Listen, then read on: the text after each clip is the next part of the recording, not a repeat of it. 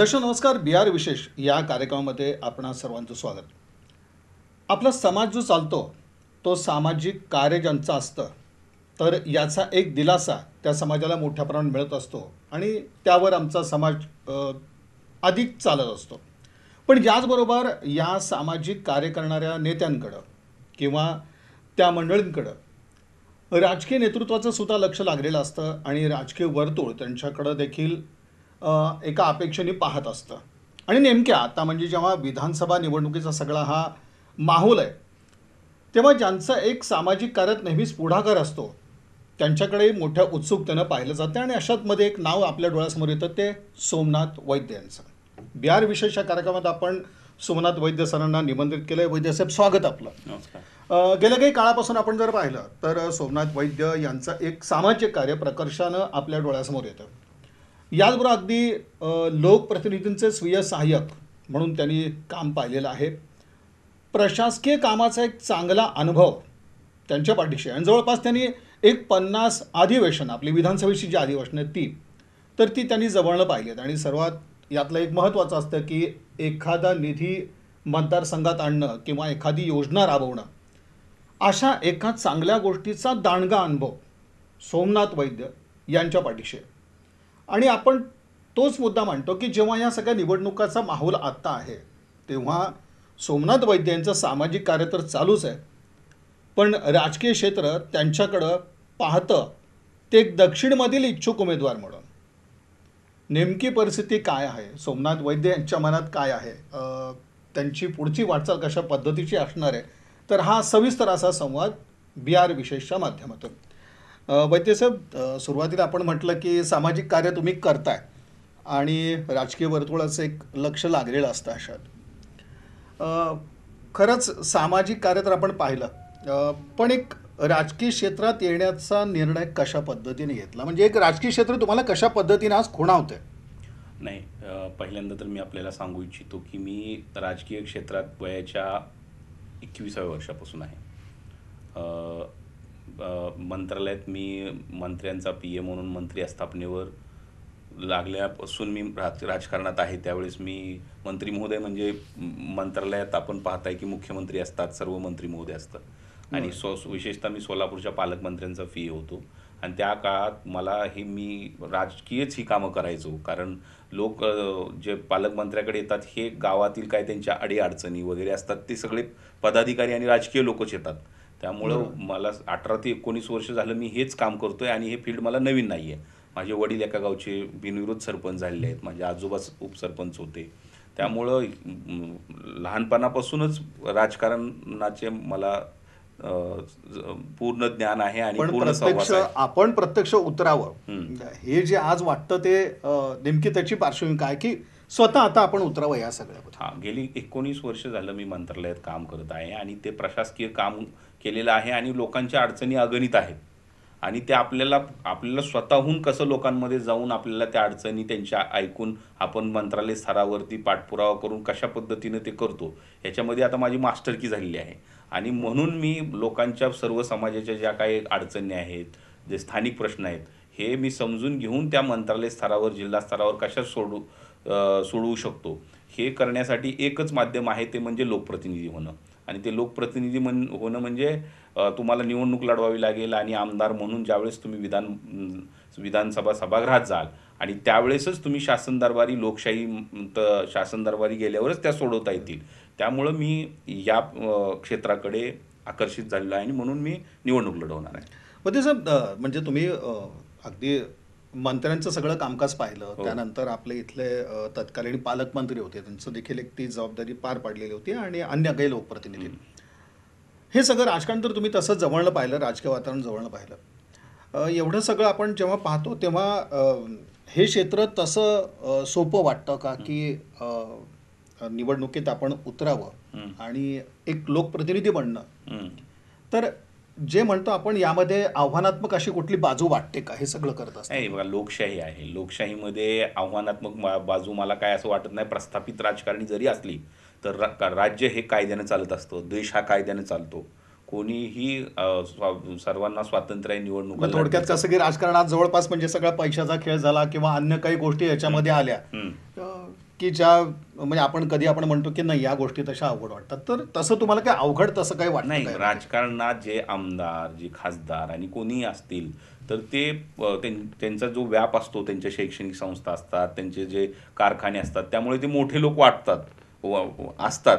परंतु ज्यावेळेस जनतेपर्यंत काही द्यायचं असतं, त्यावेळेस ते गोष्टीत अनेक बदल असतात. त्यामुळं लोकांना काय वाटतं, की बाबा आमदार व्हायचं म्हणजे एवढं लागतं, तेवढं लागतं. तर मला तसं काय वाटत नाही. आपण लोकांसमोर एक भूमिका घेऊन जाऊया. त्यांचे प्रश्न वेगळे आहेत आणि जे आमदार मी असं म्हणलं जातं की राजकारण हे काय सर्वसामान्य माणसाचं काम नाही, असं जे काय बोललं जातं, हां, त्याच्यात ही काय ही वस्तुस्थिती वाटते का तुम्हाला हां, तशी? ही वस्तुस्थिती आहे. त्याच्यात आणखी डावपेच असतात. पक्षाचा पाठिंबा मिळावा लागतो. तुमचं अनेक जे राज्य चालवणारे नेते आहेत, त्यांच्याशी तुमचं कोऑर्डिनेशन असावं लागतं. तुमचं थेट संबंध असावे लागतं आणि त्यांची ताकद जोपर्यंत तुम्हाला मिळणार नाही, तोपर्यंत तुम्ही सहजासहजी राजकारणात कोणीही उतरू शकत नाही. कारण आजकालच्या या धावपळीच्या जगामध्ये घरचेच लोकांना प्रश्न सोडवता नाकी नऊ येतात. त्यामुळे सामाजिक प्रश्नाकडे कोण लक्ष देणार? आणि लोकांचे एवढे प्रश्न आहेत की तुम्हाला सतत लोकांचे प्रश्न सोडवण्यासाठी वेळ द्यावा लागतो आणि तो वेळ आता सध्या कुणाकडे नाही आहे.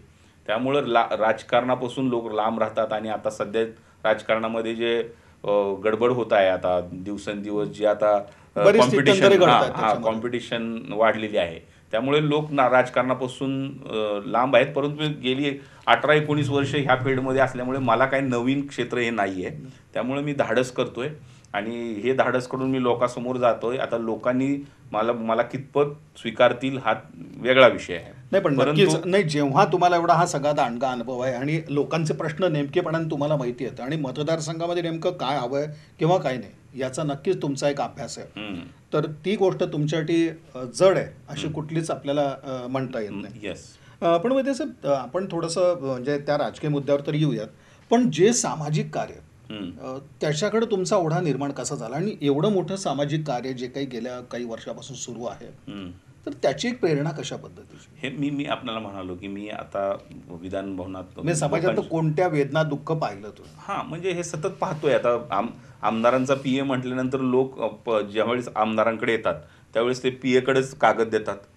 त्या कागदाचा पाठपुरावा काम ही करणे हे पीएचं काम आहे. हो. आमदार साहेब एकदा जाऊन येतात मंत्री महोदयांकडे किंवा अधिकाऱ्याकडे, पण त्याच्यानंतरचा जो पाठपुरावा असतो तो पीएंनाच करावा लागतो. तर हे मी सतत करत आलेलो आहे. गेली 19 वर्ष अगेन ही केलेलं आहे. त्यामुळे मला त्यात मास्टरकी आलेली आहे. त्यामुळे लोकांचे प्रश्न काय आहेत हे मला नेमकं माहिती आहे आणि म्हणूनच फक्त ते विविध क्षेत्रातील विविध प्रश्न असतील, वेगवेगळे निरनिराळे प्रश्न असतील.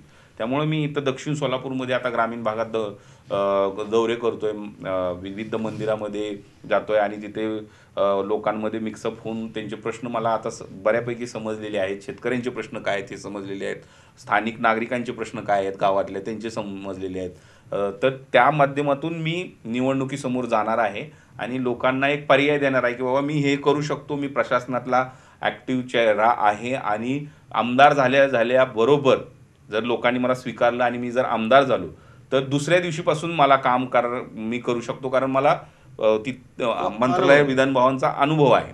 त्यामुळे मला हे माझं क्षेत्र हे नवीन नसल्यामुळे मी धाडसाने ह्या क्षेत्राकडे बघत आहे आणि सहभागी होत आहे. सोमनाथ वैद्य यांचा हा एकंदरीत प्रवास म्हणजे एक आमदार, लोकप्रतिनिधी, मंत्री यांचे स्वीय सहाय्यक आणि आता मात्र उमेदवारीसाठी इच्छुक असा हा त्यांचा प्रवास आहे आणि यामध्ये येतो ते त्यांचं सामाजिक कार्याची जी वाटचाल आहे ती महत्त्वाचा भाग त्यामध्ये येते.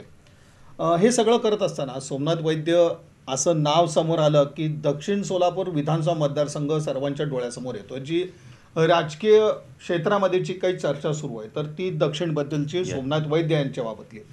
वैद्य साहेब, दक्षिणच का निवडलं? दक्षिण निवडला म्हणजे मी जुळे सोलापूर खरं तर आपल्याकडे आपण बघतो शहर मध्य आहे, शहर उत्तर आहे, हे दोन्ही मतदारसंघ आहेत.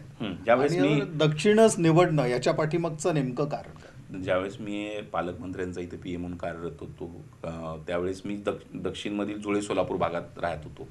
जुळे सोलापूर हा भाग, द्वारकाधीश मंदिर वगैरे हा भाग दक्षिण विधानसभा मतदारसंघामध्ये आहे. त्यामुळे आपसुकच त्या भागात माझी कनेक्टिव्हिटी चांगली आहे. तसेच माझे नातेवाईक इथे आहेत, लिंगायत समाज त्या भागात खूप आहे. त्यामुळे प्रत्येक गावात आमचे नातेवाईक आहेत. एका गावात निघाले की ते अनेक गावात एकमेकाचे पाहुणे निघतात आणि कोणत्याही गावात जायचं असेल आपल्याला तर पहिल्यांदा आपल्याला तिथे 10, 15, 20 लोक, 25 लोक ओळखीचे पाहिजे, जेणेकरून त्यांच्याकडे आपण थेट पोहोचू शकतो. आणि ते मला ते शक्य झालेलं आहे, कारण नातेवाईकाच्या माध्यमातून मी तिथं पोहोचत आहे. परंतु आता सर्व समाजाचे लोक तिथं मला जोडले जात आहेत. म्हणजे आता नातेवाईकच नाहीत, तर अनेक समाजाचे, विविध समाजाचे लोक जोडले जात आहेत. शेतकरी लोकांचे प्रश्न समजून घेत आहे आणि त्या माध्यमातून मी लोकांमध्ये मिक्सअप होत आहे. मला चांगला प्रचंड प्रतिसादही मिळत आहे. आता पुढे जसजसं इलेक्शन जवळ येईल तसतशा काहीही आणखी गोष्टी घडणार आहेत, त्याची मलाच उत्सुकता आहे की हे आणखी याच्यात किती वाढ होईल आणि आपण कशा पद्धतीने आणखी लोकांसमोर जास्तीत जास्त जाऊ. वैद्य असं एक होतं, म्हणजे दक्षिणच्या बाबतीत असं होतं की बराचसा शहरी भाग याच्यात आहे आणि त्यातही मग नंतर येतो ग्रामीण भाग. असं दोन्ही बॅलन्स या मतदारसंघाच्या बाबतीत सांभाळावं लागतो. हो, तर ही बाजू सोपी आपल्याला दिसते का तशी, शहर आणि ग्रामीण असं हँडल करणं, दोन्हीकडे संवाद साधणं? हो, कारण दोन्हीकडचे प्रश्न वेगळे आहेत. बरोबर आहे. आता दक्षिणमध्ये जो जुळे सोलापूर विमानतळाचा भाग आहे, होडगी रोड आहे, नवी जिंदगी भाग आहे, RTO इकडचा नेहरू नगर भाग आहे, विजापूर, हा सोलापूर महानगरपालिकेच्या अंतर्गत येतो. आणि त्यामुळे या भागात साधारणपणे 2 लाख मतदान आहे, साधारणपणे 3-4 लाख लोकसंख्या आहे. पण आणि ग्रामीण भागात ही साधारणपणे 1.5 लाख मतदान आहे आणि तिथे ग्रामीण भाग आहे. आता मी ग्रामीण भागातूनच लहानपणापासून मला माहिती आहे ग्रामीण भागातले प्रश्न काय, त्यामुळे काय नौखा नाही, ते काय नौखा नाही आहे बिलकुल. आणि ग्रामीण भागातले प्रश्न काय आहेत की रस्ते, वीज आणि पाणी, ह्या 3च गोष्टी आहेत ज्याच्यासाठी लोकांना सरकारची गरज आहे. आणि सुरक्षा, ह्या 4 गोष्टी आहेत ज्याच्यामुळे त्यांचं सरकारकडे मागणी असते सतत. आता उन्हाळ्यामध्ये काय होतं, तिथे लाईट नसते आणि DP कमी असल्यामुळे त्याच्यावर लोड येतो आणि DP सतत जळतो आणि DP कमी आहेत आणि क्षेत्र जास्त आहे. तर इथे महावितरणचा जो महावितरण हे डिपार्टमेंट आहे, विभाग आहे, त्यांची कार्यक्षमता वाढवण्यावर माझा भर असणार आहे. तसेच अंतर्गत गावातील रस्ते, स्वच्छ पाणी, लोकांना पाण्याचा प्रॉब्लेम खूप आहे आणि त्यात स्वच्छ पाणी कसं देता येईल आपल्याला पिण्यासाठी, ते आपण करणार आहोत. तसेच आता परवा मी 2-3 ठिकाणी जाऊन आलो. आपला कर्नाटक सरकारने बांधलेला जो सादेपूर बंधारा आहे, त्या ठिकाणी जाऊन आलो. तर पाहिलं की त्या सरकारने साधारणपणे 133 कोटी रुपये खर्च करून तिथे अत्याधुनिक बंधारा बांधून शेतकऱ्याच्या जलसिंचनासाठी सोय केलेली आहे आणि बंधाऱ्यावर पाणी आपल्याही गावांना होतोय. तसंच त्याच प्रकारे ते पाहून आलेलो आहे मी. आणि त्याच प्रकारे आपल्याला वडापूरला आणि आणखी काही ठिकाणी भीमासिना नदीवर जिथे आवश्यकता असेल तिथे बंधारे, बॅरेजेस आपल्याला बांधता येतील का, हे आम्ही पाहणार आहोत. आणि वडापूरची मागणी तशी आपण बघतो जुनी आहे तशी. हो, तिथे आता आमदार सुभाष बापू देशमुख साहेबांनी कालच सांगितलं की तिथे आपल्याला निधी मिळालेला आहे आणि त्याचं काम येणाऱ्या 2-4 महिन्यात सुरू होईल. तर ते ठीक आहे, स्वागत आहे. परंतु जर तेथील आणखी काही प्रश्न आहेत तर तेही आपण सोडवणार आहे. लोकांमध्ये मिक्सअप होऊन आपण त्यांचे प्रश्न जाणून घेऊन त्याची सोडवणूक करणार आहे. व जसं लोकांच्या अपेक्षा काय, म्हणजे आता हे जे तुम्ही सगळीकडे संवाद साधतात, शहरी भागात साधता आहात, ग्रामीण भागात लोकांपर्यंत पोहोचता आहात आणि तुम्ही म्हटलं की एक चांगला प्रतिसाद मिळतोय, ही खरोखरच एक चांगली गोष्ट आहे की तुम्ही त्या लोकांपर्यंत पोहोचता आणि अडीअडचण जाणून घेतात. मुख्य अपेक्षा काय आहेत त्यांच्या? मी आता साधारणपणे 15-16 गावामध्ये जाऊन आलो, तर मला प्रकाशाने असं दिसलं की लोकांना थेट संपर्कात राहणारा आमदार पाहिजे, इझिली फोन उचलणारा आमदार पाहिजे, सहज उपलब्ध होणारा आमदार पाहिजे आणि लोकांना त्यांचे जे प्रश्न ऐकून घेणारा आमदार पाहिजे आणि त्यांच्याबद्दल जिव्हाळ्याने बोलणारा आमदार पाहिजे. कारण ग्रामीण भागातील लोक अतिशय प्रेमळ आहेत. दक्षिण सोलापूरमध्ये ते लगेच लोकांना ॲक्सेप्ट करतात आणि त्यांना फक्त काय टाईम देणारा आणि त्यांचे प्रश्न शासन दरबारी मार्गी लावणारा आमदार पाहिजे. आणि आपण ते 24 तास मी जनतेसाठी अवेलेबल असेल, ते मी हे करू शकतो. मी ह्या गोष्टीचा आधी विचार केलेला आहे की आपल्याला काय आव्हानं असणार आहेत. आपण राजकारणात आता जातोय, आमदार म्हणून आपल्यावरती जर जबाबदारी आली तर आपल्याला सर्वात महत्त्वाचं की लोकांना 24 तास वेळ आपल्याला देता आला पाहिजे. जेव्हा जेव्हा लोकांनी फोन करतील त्यावेळेस त्यांना आपण फोन उचलून त्यांच्याशी संवाद केला पाहिजे. हे सगळ्यात मोठं आव्हान आहे आणि ते मी आव्हान पूर्ण पेलणार आहे. त्याचा मी अभ्यास करूनच राजकारणात उतरलेलो आहे. सोमनाथ वैद्य यांच्याशी आपण हा सविस्तर संवाद साधतोय बिहार विशेष कार्यक्रमाच्या माध्यमातून. सामाजिक कार्य ते करत आले, एक प्रशासकीय सेवेचा एक चांगला अनुभव आणि आज ते दक्षिण सोलापूर विधानसभा मतदारसंघातून निवडणूक लढवण्यासाठी इच्छुक आहेत आणि नागरिकांशी जनतेशी त्यांचा एक चांगला संवाद सुरू आहे. वैद्य साहेब, तुम्ही खरोखर म्हणजे प्रशासकीय चांगला एक अनुभव आणि हे सगळं तुम्ही जवळनं पाहतायत की काय परिस्थिती दक्षिण सोलापूर तालुक्याची. नेमकं दक्षिण सोलापूर तालुका म्हणजे आपण म्हणावं की कुठली कमी राहिली आहेत इथं कामामध्ये की जी ज्याबद्दल लोक नाराज आहेत किंवा लोकांच्या शेवटी एक असतं की लोकांच्या काही 100% अपेक्षापूर्ती अपेक्षा पूर्ण होत नसतात. हम्म.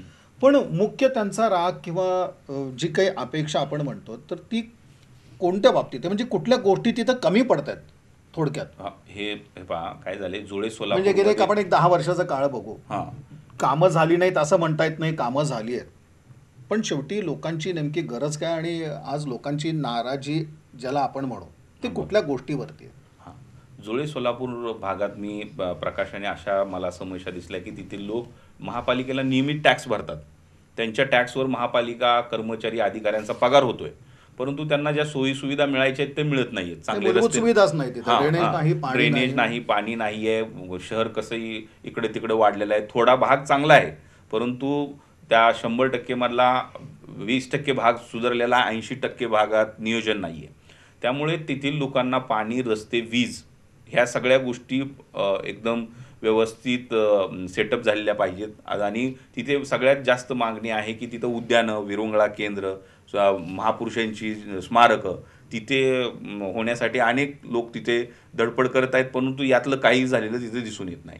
मी तर जर मला लोकांनी संधी दिली तर पहिल्यांदा त्या भागातील त्या भागाचा विकास करण्यासाठी ज्या ज्या लोकांनी तिथे काम केलेलं आहे त्यांचीच आम्ही स्मारकं उभारू आणि त्या पद्धतीने लोकांना कसं तिथे एकत्रित होता येईल हे पाहू आणि सार्वजनिक कामे करण्याचा आम्ही तिथे भरपूर प्रयत्न करू. ह्या झाला जुळे सोलापूरचा प्रश्न. आणि ग्रामीण भागात मी मागाशीच म्हणल्याप्रमाणे रस्ते, पाणी, वीज आणि शेतीला पाणी आणि उद्योगधंदे. आता इथून इतकं त्या भागातून स्थलांतर पुण्याकडे होतं आहे, परंतु तिथे काहीच उद्योगधंदे नाही आहेत. जर कारखाना सोडला, 1-2 कारखाने सोडले तर बाकीचं कुठलीच इंडस्ट्री नाही आहे. तर माझं तर असं आहे की मी पुण्यातून IT पार्क तिथं कसं काय आणता येईल जुळे सोलापूर भागात हे पाहणार आहे आणि जे काही ग्रॅज्युएट झालेली मुलं आहेत त्यांना तिथेच रोजगार निर्मिती कशी करता येईल हे पाहणार आहे. तसेच लहान लहान महिला वर्ग आहेत ज्यांना आपण तिथं कुटीर उद्योग, लघु उद्योगाच्या माध्यमातून कसं आपल्याला तिथे रोजगार निर्मिती करता येईल हे पाहणार आहे. हे सगळं असा संवाद साधताना तुम्हाला हे जाणवतंय का की तिथं काहीतरी बदलाची अपेक्षा लोकांना आहे? आता मी गावामध्ये म्हणजे ते शेवटी बरं मी सरळ म्हणतो की लोकांचा मूड तुम्हाला कसा जाणवतो दक्षिण? लोकांना प्रचंड मोठा बदल पाहिजे, परंतु कसं आहे अजून इलेक्शनसाठी 2 महिने अवकाश आहे. त्यामध्ये काय काय घडामोडी होत आहेत, आताचे जे काही लोकप्रतिनिधी आहेत ते लोकांसमोर कसे जात आहेत, त्याच्यामध्ये वातावरण निर्मिती आणखी त्यांच्या बाजूनी चांगली राहणार आहे की आणखी बिघडणार आहे हे आत्ताच काही सांगू शकत नाही. कारण लोकांचं कसं आहे, लोकांमध्ये प्रचंड अवेअरनेस आहे. लोक कधीच कुठे आता एक्सपोज होत नाहीत. फक्त येणाऱ्या व्यक्तीचं स्वागत करतायत आणि त्याचं म्हणणं काय, त्याची भूमिका काय हे जाणून घ्यायचा प्रयत्न करतायत आणि त्याचं वेलकम करून. ज्याला आपण अँटी इन्कम्बन्सी म्हणतो वगैरे अशा पद्धतीचं तुम्हाला काही वातावरण तिथं जाणवतं का दक्षिणमध्ये? ग्रामीण भागात आणि शहरी भागात दोन्हीकडे ज्यावेळेस मी फिरतोय त्यावेळेस अँटी इन्कम्बन्सीचं वातावरण प्रचंड मोठ्या प्रमाणात जाणवतंय. पदाधिकाऱ्यामध्ये पण जाणवतंय आणि सर्वसामान्य लोकांमध्ये पण जाणवतंय. त्यांना काय आहे, नवीन चेहरा पाहिजे, मग तो कोणत्याही पक्षातनं येऊ द्या आणि त्या चेहऱ्याला संधी देण्यासाठी तिथले लोक उत्सुक आहेत. अँटी इन्कम्बन्सी जर असेल तर कुठल्या आघाडीवर काही कमी पडलं असं आपण म्हणायचं? तिथे लोकांचं लोकांचं म्हणणं असं आहे की त्यांची कामं झालेली नाही आहेत आणि आमचा संपर्क होतच नाही आहे. पुढाऱ्यांशी, पदाधिकाऱ्यांशी संपर्कच होत नाही, लोकप्रतिनिधींशी संपर्क होत नाही. त्यामुळे लोक वैतागलेले आहेत आणि त्यांना सरकारबद्दल प्रेमच राहिलेलं नाही आहे कसल्या बाबतीत, की चालले लोकांना प्रॉब्लेम, अडचणी खूप प्रचंड आहेत आणि त्या सोडवल्या गेलेल्या नाही आहेत. त्यामुळे लोकांना उत्साह राहिलेला नाही आहे प्रस्थापित राजकारणाविषयी. आता ते नवीन चेहऱ्याची संधी पाहत आहेत, परंतु त्यांचं म्हणणं की तुम्ही कुठला तर पक्षाच्या माध्यमातून हे करा. परंतु बघूया आता काय होतंय पुढे. नाही, आता सोमनाथ वैद्य साहेब हाच आता सगळ्यात महत्त्वाचा प्रश्न आहे की एक लोकप्रतिनिधी स्वीय सहाय्यक, मंत्र्यांचे देखील स्वीय सहाय्यक, अशी एक तुम्ही जबाबदारी बरेच वर्ष पार पाडली. शेवटी एक मग असं असतं की या मंडळींची एवढी जवळीक म्हणल्यानंतर कुठेतरी आपली पक्षीय भूमिका काहीतरी नक्की होत असते. आज सोमनाथ वैद्य यांना कुठला राजकीय पक्ष जवळचा वाटतो, किंवा जे आज तुमचे स्वतःच्या उमेदवारीसाठी एक मोठे प्रयत्न आहेत त्याला एक चांगला प्रतिसाद ग्रामीण भागातनं शहरी भागातनं मिळतोय, कोणता झेंडा हाती घ्यावा असं वाटतं? झेंड्याचंही पहा, प्रत्येक पक्षामध्ये सिनियर पदाधिकारी आहेत, सिनियर पुढारी आहेत, ज्यांनी पक्षासाठी 20-20 वर्ष काम केलेलं आहे. काँग्रेसमध्ये पाहत असाल तर 20-20, 25-25 वर्ष काम केलेली लोक आहेत, परंतु त्यांना आमदारकीसाठी संधी अजूनही मिळालेली नाही आहे. बरोबर. तेच परिस्थिती बी जे पीमध्ये आहे. बी जे पीमध्ये 1 नंबरचे, 2 नंबरचे, 3 नंबरचे नेते आहेत, ज्यांनी 10 वर्ष, 5 वर्ष, 15 वर्ष, 20 वर्ष काम केलेलं आहे. ते पण तिकिटासाठी उत्सुक आहेत. पण पक्ष आता त्यावर काय निर्णय घेणार आहे, जातीय समीकरण काय करणार आहे, वोट कुणाला पक्ष देईल, जो कोण असा चेहरा आहे जो ॲक्टिव्ह आहे, जो आमदार झाल्याबरोबर लोकांचा विश्वास जिंकून पक्ष वाढवेल, ते पाहणार आहे. आणि मगच त्यावर त्यांचं, मला तर असं वाटतं की त्यावरच क्रायटेरिया ठरणार आहे. त्यामुळं मला काय कोणत्या पक्षाचं असं पर्टिक्युलर मी गृहीत धरलेलं नाही आहे. जर मला माझं काम पाहून आत्ताच जर मी सामाजिक काम, माझी लोकांमध्ये पोचण्याची जी काही प्रक्रिया हे पाहून जर मला कोणत्याही पक्षाने तिकीट दिलं किंवा मला संधी दिली तर मी त्याच्यावर विचार करेन. माझ्या आता जे नाही, त्यातही असं असतं की एखादा राजकीय पक्ष आपल्याला जवळचा असतो किंवा ती एक आपली विचारधारा असते. असा काय निर्णय तुमचा नक्की झालाय का असा कुठला? कसं आहे, सगळ्याच पक्षाचं काम हे लोकांमध्ये जाऊन लोकांची कामं करणे ही त्यांची मूलभूत म्हणजे जे बेसिक विचारधारा असते. तर आपल्याला काय करायचं आहे की आपण आत्ता जे लोकांसोबत जोडलेलो आहे, प्रमुख लोकांसोबत जोडलं आहे, त्यामध्ये आपण बसून ठरवणार की आपण कुठल्या पक्षाचं आपण कोणत्या पक्षाकडे मागणी करायची आणि मग आपण निवडणुकीला कसं उतरायचं हे संगनमताने चर्चा करून मगच आपण जाणार आहे. तसं काय, मी 10 वर्ष तर बी जे पीच्या आमदारांचा पी ए म्हणून काम केलेलं आहे.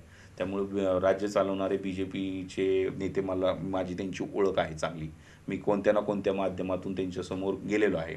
नंबर 1. नंबर 2, ज्यावेळेस मी पालकमंत्र्याचा पी ए होतो ते महाविकास आघाडीचे पालकमंत्री होते, त्यामुळे तिथेही माझा संपर्क चांगला आहे.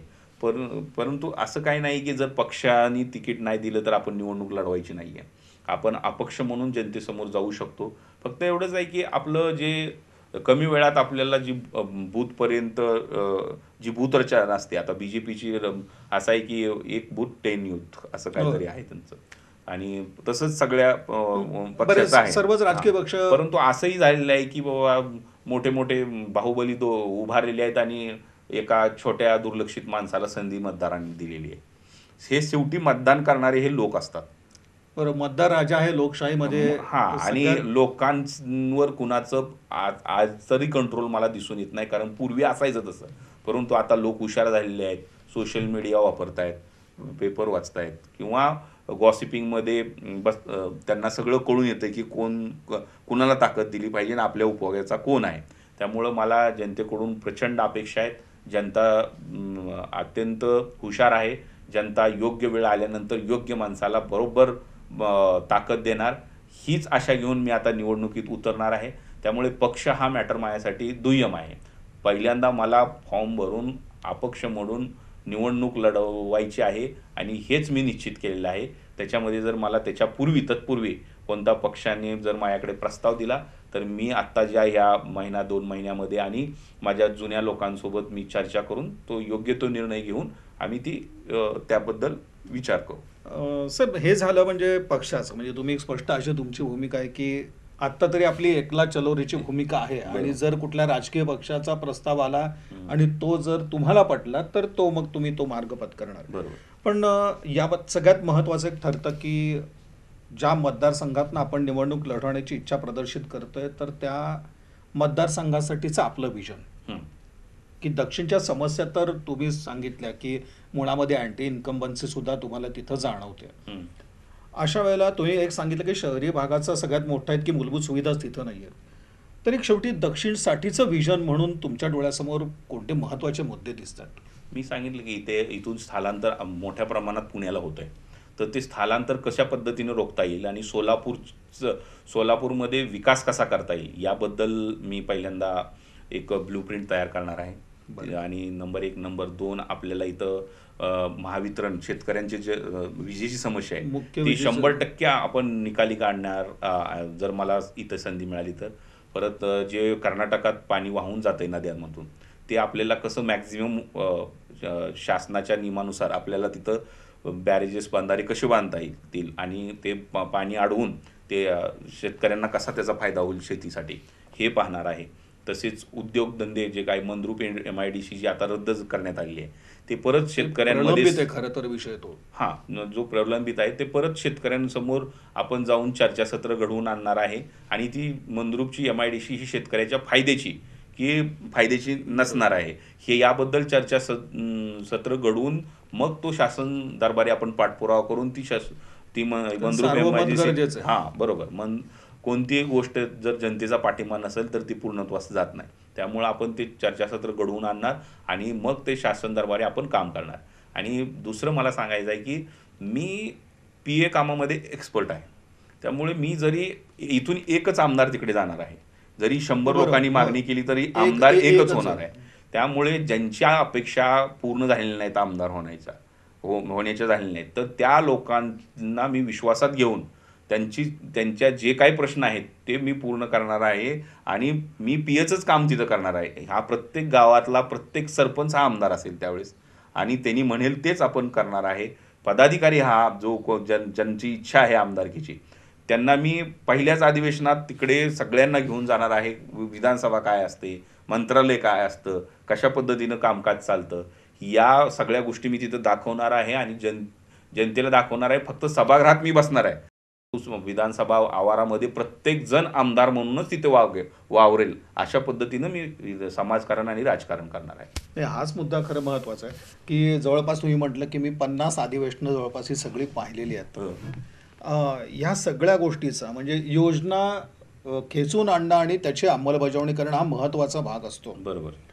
तर या आघाडीवरती दक्षिणसाठीचं गणित तुम्हाला वाटतं हे जे आहे ते त्यातून समस्या मार्गी लागू शकतील? हो, ते लागू शकतील, समस्या पण लागू शकतील. आणि विविध समाजातील जे काही नेते मंडळी आहेत ज्यांची इच्छा आहे की आता या अनुभवाची मदत कशी होईल हे सगळं काम करताना तुम्ही? 100% मदत होईल. कारण मी सांगितलं आपल्याला की मी इव्हन एवढी अधिवेशनं तुम्ही जवळनं पाहिली, जवळनं अधिवेशनं पाहिली आणि योजनांचा अभ्यास आहे तसा. प्रत्येक विभागाच्या काय काय योजना कुणाकुणासाठी आहेत, गावातील कुठल्या घटकांसाठी आहेत याचा संपूर्ण अभ्यास आहे. परंतु जोपर्यंत आपण लोकप्रतिनिधी होत नाही तोपर्यंत मंत्री महोदयाकडे आपल्याला अप्रोच करता येत नाही. बरोबर. तुम्ही पदाधिकारी म्हणून मंत्री महोदयाकडे केलं तर त्याच्यावरती मंत्री रिमार्क्स पाठतील, त्याच्यावर टाकतील आणि डिपार्टमेंटला पाठवतील. परंतु जोपर्यंत तुम्ही आमदार होणार नाही तोपर्यंत तुमची शासन दरबारी आणि कुठल्याही अधिकाऱ्याकडून त्या पत्रावर कार्यवाही होणार नाही असं माझं ठाम मत आहे. त्यामुळं लोकप्रतिनिधी आमदार होणं हाच सगळ्यात मोठा विकासाचा महत्त्वाची भूमिका ठरणार आहे. आणि आमदार बोले आणि मंत्री डोले असंच असतं. मग तो सत्ताधारी असू द्या ना विरोधी असू द्या, त्यांच्या मतदारसंघात विकास कसा घडवून आणायचा हे संपूर्णतः आमदाराच्या इच्छाशक्तीवर असतं. आमदाराची इच्छाशक्ती नसेल की आपल्याला या भागाचा विकास घडवून आणायचा नाही, तरी तो कोणतीही अशी यंत्रणा नाही की ते आमदाराशिवाय तिथे विकास घडवून आणेल. त्यामुळे लोकप्रतिनिधी आमदार होणं हे त्या क्षेत्राचा आमदार होऊनच हे आपल्याला विकास घडवून आणता येतो हे मी या निमित्ताने सांगतो. तेवढे अधिकार येतात त्या. आमदारांना प्रचंड मोठे अधिकार असतात. परंतु ते अभ्यासपूर्ण जर केले मांडले तर असतात. नाहीतरी नुसतंच आरेरावी केली, मी बघून घेतो, ते करतो, हे करतो, तर त्या गोष्टीला कोणी खात नाही. कागदावरती आपण शांतपणे आपण ड्राफ्टिंग करणे, अधिकाऱ्याला पाठवणे, अधिकाऱ्याला भेटायची सुद्धा आवश्यकता नसतो, कागदाचं काम करतो. आणि अशी शासनाने यंत्रणा तिथे ठेवलेली आहे की प्रत्येकाला कोणीतरी वरती बसवलेलं आहे. बरोबर. आणि त्यामुळे प्रत्येकाच्या वरती कोणीच शासनामध्ये सुपर पॉवरफुल नाही आहे. प्रत्येकांना त्यांची अकाउंटेबिलिटी तपासली जाते, त्यांनी काय काम केलेलं आहे, त्यांनी का प्रलंबित ठेवलेलं आहे, हे सगळ्या गोष्टीवर शासकीय यंत्रणा आहे. फक्त ती आमदाराला वापरता आली पाहिजे. आता आजकाल आमदारांचं कसं आहे, त्यांचं स्वतःचं एक साम्राज्य असतं आणि त्या साम्राज्यातून त्यांचा पण बिचाऱ्यांचा असा आहे की त्यांना टाईमच मिळत नाही. त्यामुळं त्यांना पुन्हा आमदार झाल्यानंतर ते साम्राज्य स्वतःचं सांभाळायचं असतं आणि त्याच्यानंतर मग लोकांकडे हे करावं लागतं. म्हणजे हाच एक मुख्य प्रभाव आहे. लोकांना असं वाटलं पाहिजे की सहज अवेलेबल होऊ शकतात आपल्या लोकप्रतिनिधी. आमदारांनी जर ठरवलं तर प्रत्येक गावचा विकास पद्धतशीरपणे व्यवस्थित होऊ शकतो. आमदार फंडातून होऊ शकतो, कारण आमदार फंड पाहता तुम्ही 5 कोटी रुपयाचा आमदार फंड असतो. त्याचप्रमाणे विविध विभागाच्या योजना असतात, ज्याच्यामधून वर्षाला 200 ते 250 कोटी रुपयाच्या योजना आमदार पूर्ण करू शकतात. तर आमदारांनी ठरवलं तर गावचा विकास 5 वर्षात पद्धतशीरपणे करता येतो. मग आता या सगळ्या धर्तीवर आपण दक्षिण सोलापूरचा विकास साध्य झाला असं म्हणायचं की हे बघा, अजून- लोकांची अपेक्षा पूर्ती झाली ना असं म्हणायचं आतापर्यंत? नाही, तसं मी नाही म्हणू शकणार, पण लोकांमध्ये अस्वस्थ आहे. लोकांमध्ये म्हणजे मी आता इथं काम केलेलं आहे आणि दुसऱ्या पण जिल्ह्यामध्ये काम केलेलं आहे, पण एवढी अस्वस्थता मला कुठे पाहायला मिळाली नाही आहे. लोक इलेक्शनची वाटच पाहत आहे. परंतु परंतु आता जे काही आता घडामोडी इथून पुढे होणार आहेत, कारण राजकारणात काहीही शक्य असतं. काही वातावरण बदलता पण येतं, बिघडता पण येतं, नेत्यांच्या इच्छाशक्तीवर सगळ्या गोष्टी होत असतात.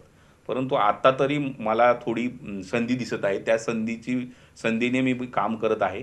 आता लोकांच्या हातात आहे की ह्या संधीमध्ये एखाद्या नवीन चेहऱ्याला संधी द्यायची की जुन्यांनाच आणखी एकदा रिपीट करायचं, हे लोकांच्या हातात आहे. लोक ठरवतील तर बदल शक्य आहे, आणि लोकांनी ठरवलं नाही की नाही अजून एकदा ह्यांना संधी देऊ, तर लोक पण तुम्ही म्हणता तसा एक आता नवा चेहरा दक्षिणसाठी गरजेचा आहे. लोकांना कार्यावर भर देणार. लोकांना आतापर्यंत संधीच कोणी दिली नव्हती की नवीन चेहरा.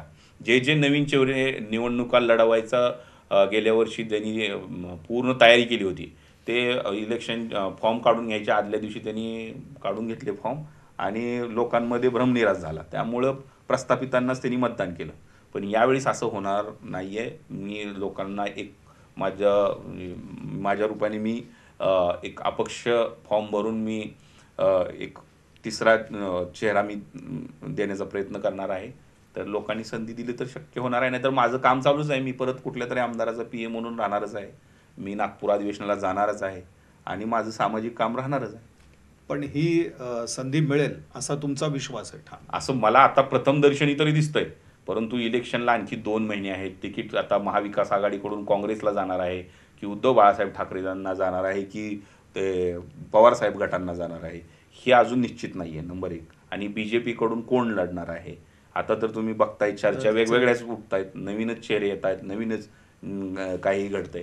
त्यामुळं आत्ताच काही सांगू शकत नाही. आत्ता सध्या आपलं काम आहे की जनतेत जाणे, जनतेच्या अडीअडचणी काय आहेत, प्रश्न ते समजून घेणे, प्रतिसाद कसा आहे मिळणे, हे पाहणे. काही भाजपकडे तुम्ही काही कधी या उमेदवारीसाठी काही मागणी केली का, किंवा त्यासाठीचे तुमचे प्रयत्न आताच्या परिस्थितीत आहेत का? हे बघा, मी कारण शेवटी तुमचा म्हणजे त्या पक्षाशी थोडासा जवळचा संबंध राहिलाय, म्हणून ही गोष्ट तुम्हाला विचार. भाजपकडे मी मागणी केलेली आहे. भाजपच्या मला नेत्यांनी सांगितलेलं आहे की तुम्ही काम करा खाली जाऊन, ज्यावेळेस योग्य वेळ येईल त्यावेळेस आपण बघू. आता आमच्या पक्षामध्ये असं नाही चालत. आपल्या पक्षामध्ये दिल्लीवरनं सगळे निर्णय होतात, संसदीय कमिटी असते आणि त्या कमिटीमध्ये सर्वे केला जातो. त्या सर्वेच्या माध्यमातून जर तुमचं सर्वेमध्ये व्यवस्थित नाव आलं, तुम्ही जर लोकांमध्ये लोकांना तुम्ही पाहिजे असं जर तिथं जर रिपोर्ट आला, तर आम्ही निश्चित तुमच्या नावाचा विचार करू. का केला जाणार नाही आहे? असं आमच्या पक्षामध्ये असं काही नसतं की आम्ही ह्यांनाच तिकीट ती जागा निवडून येऊ किंवा न येऊ, आम्ही त्यांनाच तिकीट देणार, असं काही आमच्या पक्षात नाही. पण तुम्ही म्हणता की लोकांमध्ये तुम्ही जेव्हा जाताय तेव्हा एक चांगला प्रतिसाद मिळतो, हो. किंवा या तुमच्या भूमिकेचं स्वागत होतंय? हो, मी जेव्हा लोकांमध्ये जातोय तेव्हा मला माझ्या भूमिकेचं स्वागत होतंय. परंतु त्याचं आता पुढे कसं जे मतदानामध्ये किंवा पुढे वातावरणामध्ये कशी आणखी पुढे चालून वातावरण कसं राईज होतंय, ह्याच्यावर पण काही गोष्टी डिपेंड आहेत.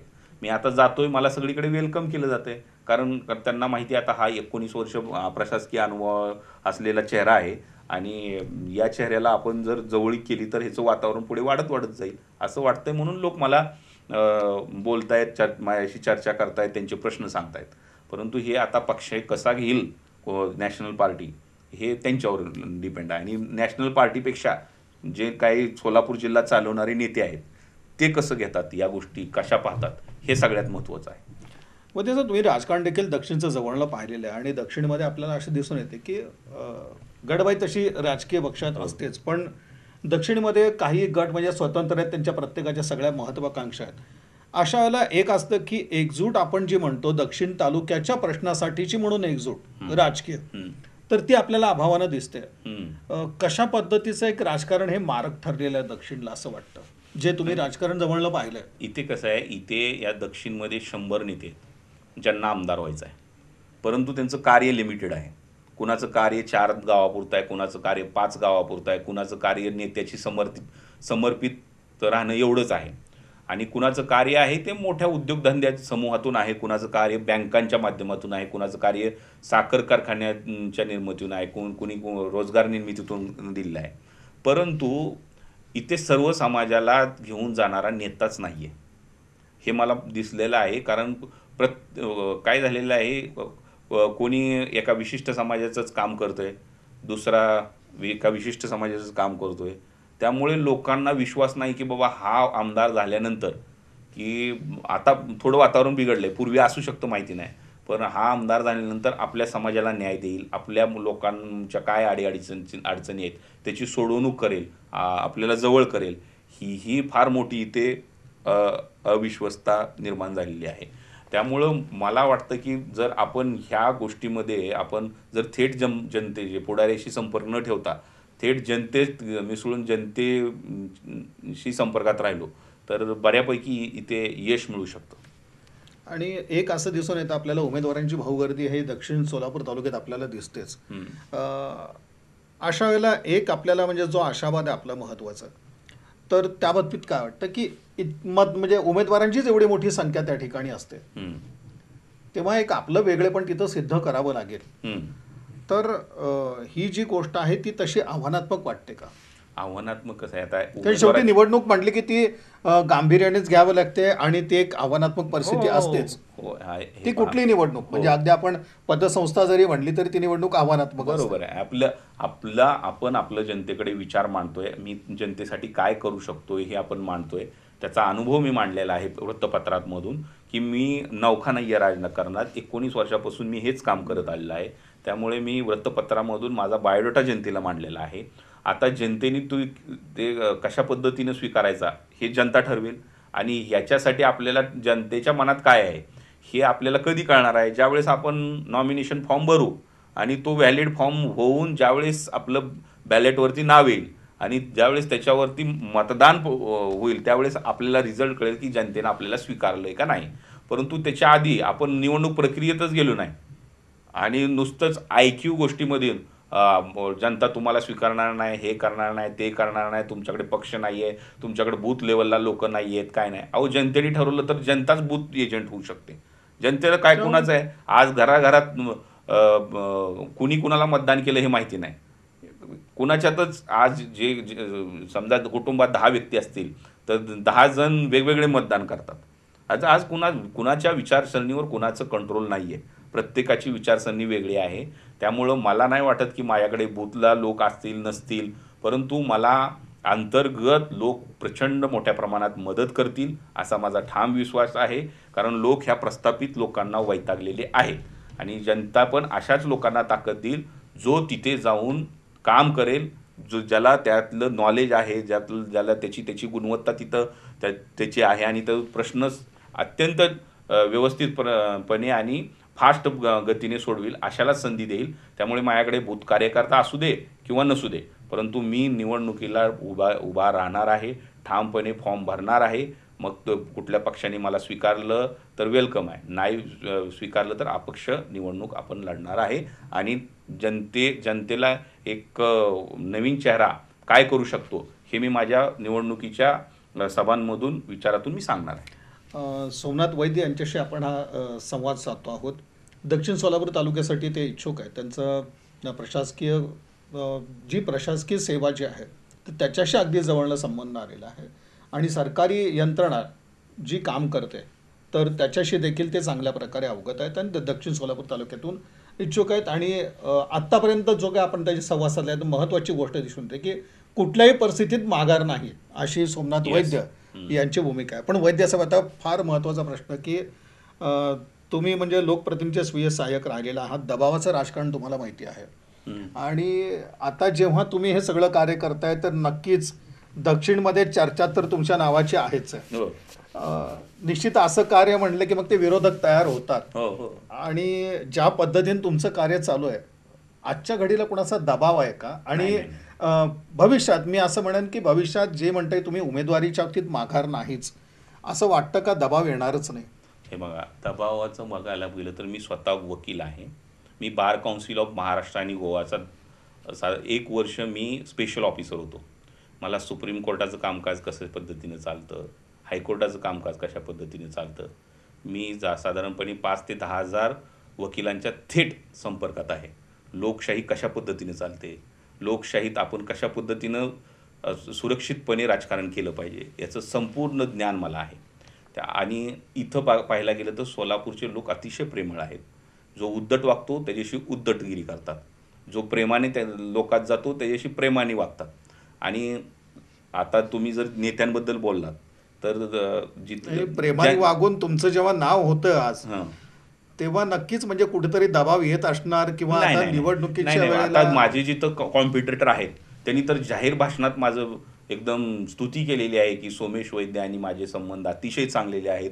सोमेश वैद्य ॲक्टिव्ह आहेत, कार्यक्षम आहेत, समाजासाठी त्यांनी खूप काही चांगलं काम करतायत असं त्यांनी मला स्तुती केलेली आहे. आणि ते लोकशाही मार्गानेच निवडणूक लढवणारे आहेत. ते एकदम एकदम चांगल्या विचाराचे लोक आहेत नेते मंडळी. त्यामुळे मला नाही वाटत मला कोणी दबाव आणेल. आणि जर दबाव आणेल तर तरी माघार नाहीच, नाही. दबाव आणि आणला तरी दबाव माघार माझ्यासाठी नाहीच. आणणार? मी काही गव्हर्नमेंट सर्वंट आहे का की बाबा मला काय प्रॉब्लेम? माझं जे आहे ते माझं खुलं सगळ्या गोष्टी आहेत. मी सगळ्या ह्या गोष्टीचा विचार करून एखादा मनुष्य 19 वर्ष मंत्रालयात काम करतो तर त्याला माहिती असतं की आपल्याला पुढे सगळ्या गोष्टीला फेस करावं लागणार आहे. परंतु मी कायद्याचं शिक्षण घेतलेलं आहे, KC लॉ कॉलेज मुंबईमध्ये शिक्षण घेतलेलं आहे. मी 4-5 मोठ्या मोठ्या व्यक्तींच्या टचमध्ये आहे. त्यामुळं दबाव बिबाव ह्या गोष्टी माझ्यापर्यंत येणार नाहीत. आणि मी काय सगळ्यात वीक कॅन्डिडेट असणार आहे तिथे. मला कोण दबाव देणार आहे? ते ते नाही, आपण पण जे कार्य चाललेले आहे ते तर दुर्लक्ष आपल्याला त्याच्याकडे करून चालणार नाही. हो आणि ना. जो प्रतिसाद मिळतोय तो सुद्धा दुर्लक्षित राहणार नाहीये. नाही ते बघू आता वातावरण जसजसं पुढे जाईल तसं मी निवडणूक ही लोकशाही मार्गाने कशा पद्धतीने इथे व्यवस्थित चालेल याकडे मी जिंकण्याच्या इराद्याने उतरायचं. ते तर करणारच आहे. परंतु लोकशाही मार्गाने निवडणूक कशी होईल याप्रमाणेच मी इथे माझी वकिलांची टीम आहे. ती वकिलाची टीम मी त्या काळात इथे सोलापूरमध्ये घेऊन येणार आहे. जेणेकरून शासकीय यंत्रणावर पूर्ण आपलं त्याच्यावरती निरीक्षण राहील.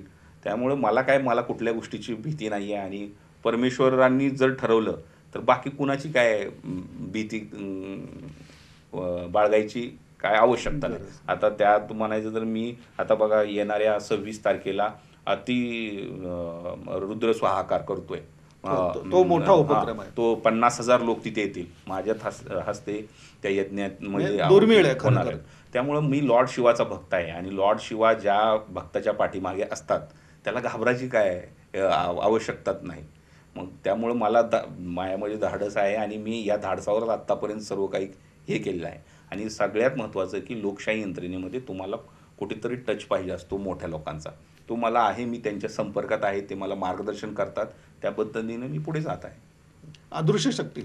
अदृश्य शक्ती म्हणायचं नाही, पण आहेत लोक पाठीमागे जे सगळ्यांना पुरून उरणारे लोक असतात इंटेलेक्च्युअली. ते त्यांच्या मी संपर्कात आहे. आणि दुसरी गोष्ट की इथे जे आता माझ्या विरोधात निवडणूक लढवणार आहेत तेही अतिशय चांगले नेते आहेत. त्यांनीही लोकशाही मार्गानं राजकारण केलेलं आहे. त्यामुळं मला काय वाटत नाही की इथं काय प्रॉब्लेम होईल निवडणुकीला.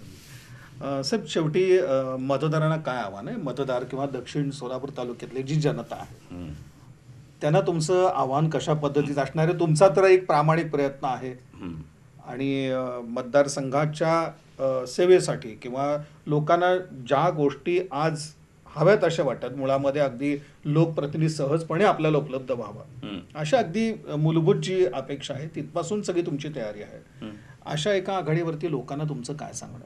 माझं लोकांना एवढंच आव्हान आहे या निमित्तानं आपण मला संधी दिली आपण मुलाखतीची, तर मी लोकांना एवढंच आवाहन करू शकतो की हे बघा, आता मी अनुभवी चेहरा आहे. मंत्रालयात जे विधान भवनात जे कामकाज शासनाच्या वतीनं चालतं ग्रामीण भागामध्ये ते मला संपूर्ण त्याचं ज्ञान आहे. मी त्याच्यात कौशल्य मिळवलेलं आहे. मी स्वतः उच्च शिक्षित आहे. BA LLB मी मुंबईमध्ये KC लॉ कॉलेज चर्चगेटमध्ये पूर्ण केलेलं आहे. त्यामुळे मुंबई, दिल्ली आणि जिल्हा स्तरावरून कोणत्या योजना कशा लोकांपर्यंत पोचवायच्या याचं संपूर्ण ज्ञान मला अवगत आहे.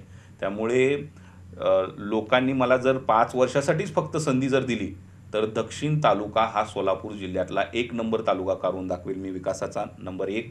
नंबर 2 असा आहे की इथले जे काही प्रश्न आहेत लोकांचे ते ताबडतोब मी मार्गी लावण्याचा प्रयत्न करेन. पहिल्या दिवसापासून माझं विधान भवनात काम सुरू होणार आहे. नागपूरच्या अधिवेशनातच मी जर निवडून आलो तर इथल्या ग्रामीण भागातल्या 50-60 सरपंचांना जेवढी सरपंच असतील आणि शहरी भागातले जे काही नगरसेवक आहे त्यांना मी स्वतः घेऊन जाणार आहे आणि प्रश्नाची सोडवणूक कशा पद्धतीनं होते स्वतः त्यांचं लेटर हेड मी त्यांच्यासोबतच ठेवणार आहे सरपंचांचं.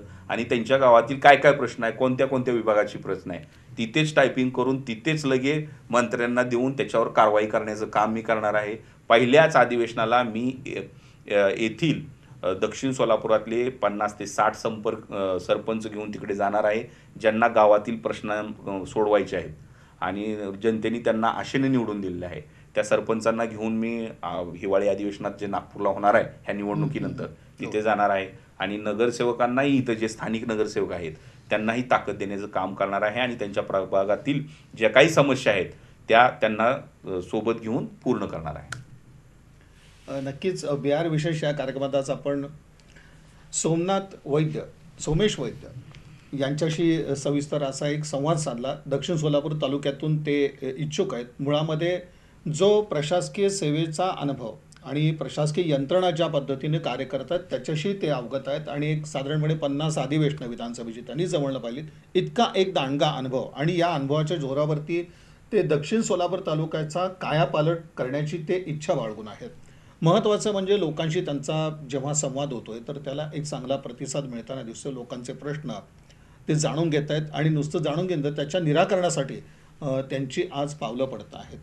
नेमके दक्षिण सोलापूर तालुक्याचे प्रश्न आणि विकासाचं त्याला असलेलं उत्तर या दोन्ही गोष्टी सोमेश वैद्य हे आपल्याजवळ बाळगून आहेत आणि याच आधारावरती मोठ्या क्षमतेनं आत्मविश्वासानं ते दक्षिण सोलापूर तालुक्यासाठी उमेदवारीची आज बाळगून आहेत आणि कुठल्या परिस्थितीमध्ये उमेदवारीतून माघार नाही असं देखील त्यांनी सांगितलं. आणि जनतेनेच शेवटी एक लोकशाहीमध्ये मतदार राजा हा सर्वश्रेष्ठ असतो आणि त्यांनी निवडणूक हातात घेतली तर सोमेश वैद्य हे आमदार व्हायला कुठलीही आडकाठी येत नाही आणि ती गोष्ट अटळ ठरू शकते. लोकांच्या हातामध्ये या सगळ्या गोष्टी आहेत आणि नेमका लोकांचा आशीर्वाद आपल्याला मिळेल असा विश्वास सोमेश वैद्य हे बाळगून आहेत. सविस्तर असा संवाद बिहार विशेषच्या माध्यमातून त्यांनी साधला आणि जेव्हा लोक संधी देतील तेव्हा मात्र दक्षिण सोलापूर तालुका हा विकासाचा पहिल्या क्रमांकाचा तालुका असेल असा शब्द देखील त्यांनी या ठिकाणी बोलून दाखवला आहे. त्यांची जी इच्छा आहे तर ती प्रत्यक्षामध्ये उतरू अशा प्रकारची सदिच्छा बिहार न्यूजच्या वतीनं आम्ही देतोय. सोमनाथ वैद्य साहेब सविस्तर संवाद साधलात तुम्ही आणि ज्या काही तुमच्या मनातल्या गोष्टी आहेत या ठिकाणी तुम्ही बोललात आणि दक्षिण सोलापूर तालुक्यात जनतेशीच तुम्ही हा सगळा सविस्तर संवाद साधलात त्याबद्दल बिहार न्यूजच्या वतीनं मनपूर्वक आभार. धन्यवाद.